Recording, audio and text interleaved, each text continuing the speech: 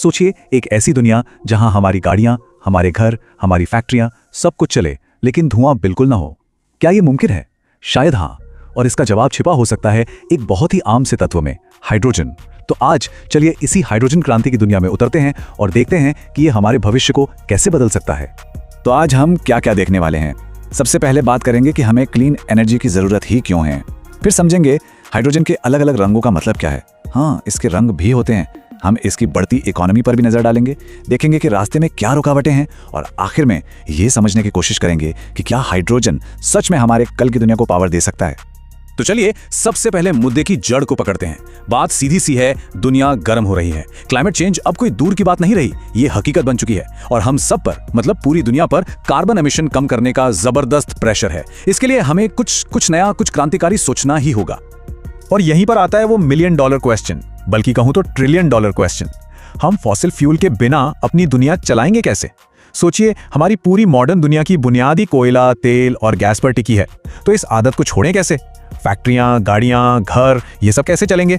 बस यहीं से क्लीन एनर्जी की तलाश का असली रोमांच शुरू होता है। आप देखिए, सोलर और विंड एनर्जी कमाल की चीजें हैं, इसमें कोई शक नहीं, लेकिन उनकी एक दिक्कत है, वो भरोसेमंद नहीं है। मतलब सूरज तो हर वक्त नहीं चमकता और हवा भी हमेशा नहीं चलती। इसी को कहते हैं इंटरमिटेंसी। तो हमें चाहिए एक बहुत ही बड़ा पावर बैंक जो सूरज और हवा से मिली एक्स्ट्रा एनर्जी को स्टोर कर ले, ताकि जब मौसम साथ न दे तब हम उस एनर्जी का इस्तेमाल कर सकें। और बस इसी जगह पर हमारे हीरो की एंट्री होती है, हाइड्रोजन। पर एक मिनट, एक जरूरी बात समझनी होगी। हाइड्रोजन कोई एनर्जी का सोर्स नहीं है, जैसे कोयला या सूरज की रोशनी।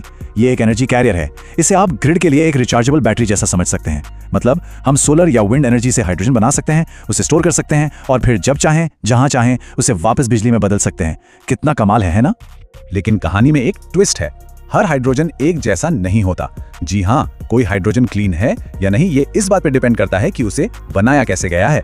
और इसी को समझने के लिए इंडस्ट्री ने एक कलर कोड सिस्टम बनाया है, जिसे कहते हैं हाइड्रोजन रेनबो। जरा स्टेबल को देखिए, एक तरफ है ग्रीन हाइड्रोजन, ये है असली हीरो, जीरो एमिशन, एकदम क्लीन। और दूसरी तरफ है ग्रे और ब्राउन हाइड्रोजन, ये विलन है। इन्हें बनाने में नेचुरल गैस और कोयले का इस्तेमाल होता है और ये बहुत ज्यादा CO2 छोड़ते हैं। कितना? सोचिए, 1 किलो हाइड्रोजन बनाने के लिए 20 किलो तक CO2। और बीच में आता है ब्लू हाइड्रोजन, जो एक तरह का कॉम्प्रोमाइज है, जहां CO2 को कैप्चर तो कर लेते हैं, पर यह भी कोई परफेक्ट सोल्यूशन नहीं है। तो ये ग्रीन हाइड्रोजन वाला जादू होता कैसे है? प्रोसेस का नाम है इलेक्ट्रोलिसिस, और ये सुनने में जितना पेचीदा लगता है उतना है नहीं। सीधा सा हिसाब है, पानी लो यानी H2O, उसमें रिन्यूएबल एनर्जी से बनी बिजली दौड़ाओ एक मशीन के जरिए, जिसे इलेक्ट्रोलाइजर कहते हैं, और बस ये मशीन पानी को उसके 2 हिस्सों में तोड़ देती है, हाइड्रोजन और ऑक्सीजन। कोई धुआं नहीं, कोई पोल्यूशन नहीं, सिर्फ और सिर्फ क्लीन एनर्जी। ये जो तस्वीर है, ये पूरे क्लीन साइकिल को बहुत अच्छे से दिखाती है। देखिए, रिन्यूएबल एनर्जी से शुरुआत होती है, फिर इलेक्ट्रोलाइजर से हाइड्रोजन बनता है, और फिर वही हाइड्रोजन हमारी इंडस्ट्री, ट्रांसपोर्ट और घरों को पावर देता है। ये एक perfect self sustaining zero carbon loop है। मतलब जहां से शुरू वहीं पे खत्म, बिना किसी नुकसान के। चलिए अब जरा साइंस से हटकर पैसों की बात करते हैं, क्योंकि हाइड्रोजन अब सिर्फ लैब की चीज नहीं रह गया है, ये एक इकोनॉमिक सुपर पावर बन रहा है।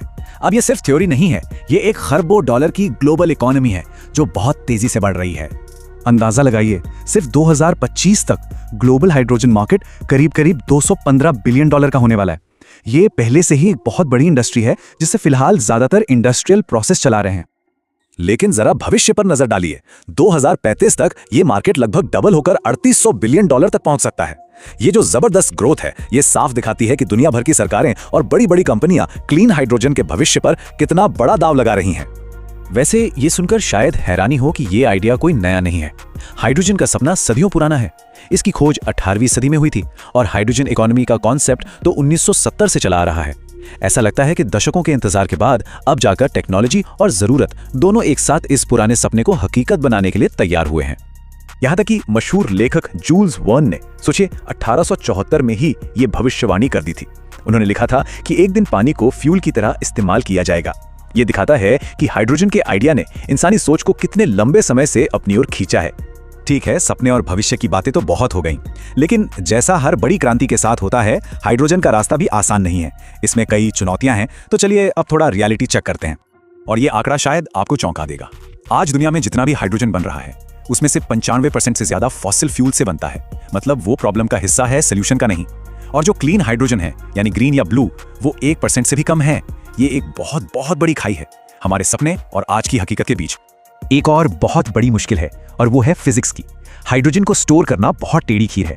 क्यों? देखिए, वजन के हिसाब से इसमें पेट्रोल से 3 गुना ज्यादा एनर्जी होती है। ये तो अच्छी बात है, लेकिन ये दुनिया का सबसे हल्का एलिमेंट भी है, मतलब ये बहुत ज्यादा जगह घेरता है। तो इसे स्टोर करने के लिए या तो इसे बहुत ज्यादा प्रेशर में दबाना पड़ता है या फिर -253 डिग्री सेल्सियस तक ठंडा करके लिक्विड बनाना पड़ता है, और ये दोनों ही काम बहुत मुश्किल और महंगे हैं। तो कुल मिला के बड़ी रुकावटें क्या हैं? पहली, कॉस्ट। ग्रीन हाइड्रोजन बनाना अभी भी महंगा है। दूसरी, इंफ्रास्ट्रक्चर।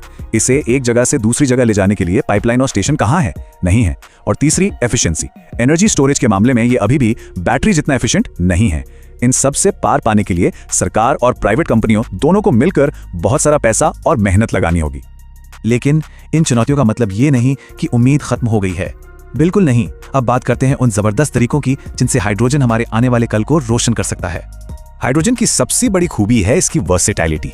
ये किसी एक काम का खिलाड़ी नहीं है। ये ग्रीन स्टील बनाने से लेकर खाद बनाने तक बड़ी बड़ी इंडस्ट्री को बदल सकता है। ये भारी ट्रकों, बसों, यहाँ तक कि जहाजों और हवाई जहाजों को भी चला सकता है। ये ग्रिड के लिए पावर स्टोर कर सकता है और हमारे घरों को गर्म भी रख सकता है। मतलब एक सोल्यूशन, कई काम।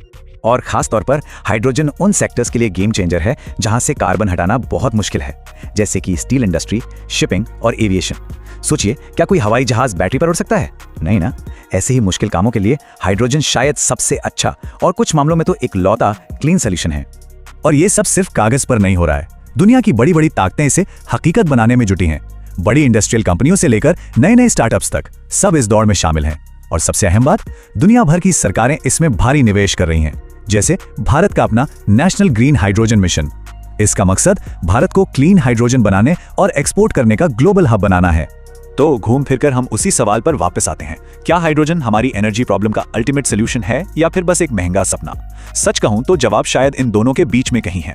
ये कोई जादुई छड़ी नहीं है जो सारी समस्याएं एक झटके में सुलझा देगी, लेकिन हाँ, ये हमारे क्लीन एनर्जी टूल बॉक्स का एक बहुत ही पावरफुल टूल जरूर हो सकता है। आने वाले कुछ साल तय करेंगे कि ये हाइड्रोजन क्रांति सच में उड़ान भर पाती है या नहीं, और ये सफर देखना हम सबके लिए बहुत दिलचस्प होने वाला है।